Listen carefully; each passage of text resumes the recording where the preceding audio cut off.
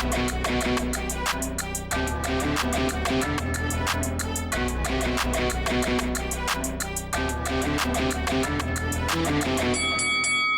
guys, welcome to Boxing Squared for boxing news and views from around the internet. The former title challenger Carlos Takam has called out Jarrell Miller, saying, "Anytime, anywhere, I will knock him clean out. Hashtag Team Takam." And see here on screen, this is what he said on Twitter, and he actually retweeted a post of mine. And I had clipped out something he'd put up on Instagram, which was an old post from Jarrell Miller. Miller had said at the start of the year that Carlos Takam was lunch food. And this was at the point where he was almost signed with Top Rank and he was potentially going to be on the Wilder Fury 2 undercard, but that never happened. Subsequently, after that fight, he was announced as having joined Top Rank on a co-promotional deal. Carlos Takam also with Top Rank on a co-promotional deal, but we'll come to that a bit later. So yeah, he obviously wanting to get that message out there on his Twitter, reposted, or I should say retweeted my tweet about him saying, was he still food? And I actually kind of like this fight, and given we haven't had anything recently in terms of heavyweight action or competitive heavyweight action, because there's nothing been doing because of the lockdown, etc., because of the pandemic, I think this fight makes sense. Both are co-promoted by Top Rank. Carlos Takam is also with Star Boxing, Jarrell Miller also with Greg Cohen and Dimitri Salita. And if they fought, it would represent Miller's first fight with Top Rank, and it would be his first fight since 2018. He's really been out of the ring that long. His last couple of opponents in 2018 were Thomas Adamek and Bogdan Dinu. That was when he was with DAZN. And then there was talk of a January 2019 fight. It fell over, and as we know, he got embroiled in a PED scandal in April 2019, and that scuppered his chances of facing Anthony Joshua for 3 of the heavyweight titles, the recognized belts. So Miller has been out of the ring now for more than 18 months, and it's more than a year on since he popped for those multiple substances that were found in his system, of which he's been, claiming over the lockdown period that it was a misunderstanding, a mistake, and he's trying to finesse the issue and trying to sort of apportion blame to others that he was involved with at the time, that he sort of took his eye off the ball and VADA was aware of some of the stuff he was doing. Basically, he's been saying a whole load of junk, and it really is just garbage. But Miller versus Takam, if we talk about that, I kind of like that fight.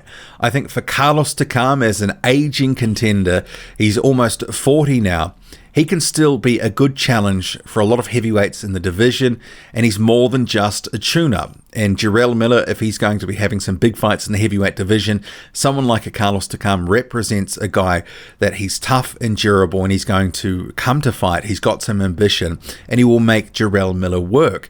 And one thing I think a lot of us are interested to sort of see with Miller after the whole PED scandal, what's he going to look like when he comes back? Is he going to be a 300-plus pound behemoth who just keeps charging forward all night, hanging his chin out there to be hit, trying to just walk through people and wear them down, grind them into the dust, which was his previous MO? Or are we going to see a little bit more defense, a little bit more boxing, and a bit more nuance from Jarrell Miller? And I ask that because here's a clip that he posted to his social media of him doing some things that we don't really see from him, which is showing some defensive responsibility. He's actually trying to dodge these noodles here, and that's not something that Miller really tries to do too much in the ring. He really does rely on his chin. He hasn't really been hurt to any extent in his pro career, but that's not to say he can't be hurt. I think some of the stuff with the iron chin, I don't know if he's been hit on the chin enough by a big enough puncher for us to really judge that. And we just saw his close friend Adam Kovnarski a few months ago in March 2020 was stopped by Robert Helenius. Helenius, a big puncher, he sort of destroyed the myth that Kovnarski just had this iron chin that would hold up to anything. And I don't know if we've seen Miller in enough fights against big enough punches to really know, can he just walk through anything? At the moment, I think we can say he's got a good chin, but how good, I still think it's a little untested. In Takam, he's not going to be facing a guy who's a massive puncher, but he can pop a bit, Carlos Takam. But it would be, I think, a competitive fight in the sense that Carlos Takam is going to fight. He may not be winning all the rounds because I think Miller would probably be, using the volume style that he does employ. But if he is a different man now because of, perhaps he was taking things before in previous fights prior to the one against Anthony Joshua, although Miller has tried to, obviously say it was he just made some mistakes ahead of that fight. But what's he going to look like when he returns? Because if his engine isn't as good, certainly people will be asking questions and saying, hey, what's up? But obviously in the lockdown period, a lot of the testing agencies weren't really active. So who knows what sort of condition Miller will come in. And I'm not saying that he's on anything or has been taking anything, but there's open questions where it comes to Jarrell Miller. But Carlos Takam and Jarrell Miller are with Top Rank, so they're co-promoted by them. It would seemingly be an easy fight to make, and I think a logical one. Before the lockdown, Carlos Takam's co-promoter Star Boxing was talking all sorts of stuff about Takam being ready for a title shot, and this was his year, yada yada yada, really bigging him up. But Carlos Takam really hasn't done too much in the past year or so, and obviously he got taken out in pretty spectacular fashion by Derek Chisora in 2018.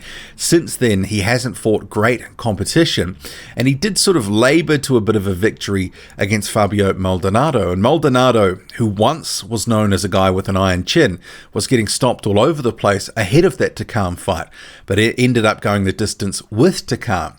So yeah, I wonder how much Carlos Takam has left in the tank. It's not to say he won't be competitive and come to fight, but I don't think I'd be picking him against Jarrell Miller, but what version of Miller turns up? And Miller sort of needs to get a fight back in the books. He needs to move past his PED scandal, but he also needs to stop talking all sorts of crazy crap about, mistakes and, it was an accident and all that sort of stuff, because fans are just not going to buy it. And he must think we're stupid if he thinks we are. But Miller and Takam, I kind of like the fight. And in this post-pandemic world, I think if this could be made in the next couple of months, I think this is actually a decent fight for both at this point. It's logical. We get to see how much Carlos Takam has left, and if he is going to make any sort of final sort of run towards something in the heavyweight division, getting past a Miller who's not a titleist at the moment, not a champion, but still a contender of some note in the heavyweight division. And for Miller, it's sort of that first step to redemption. I'd want to see it. How about you? Drop a comment, loud and often. Hit like, hit subscribe. Follow me on Twitter, boxing_squared. I'm out.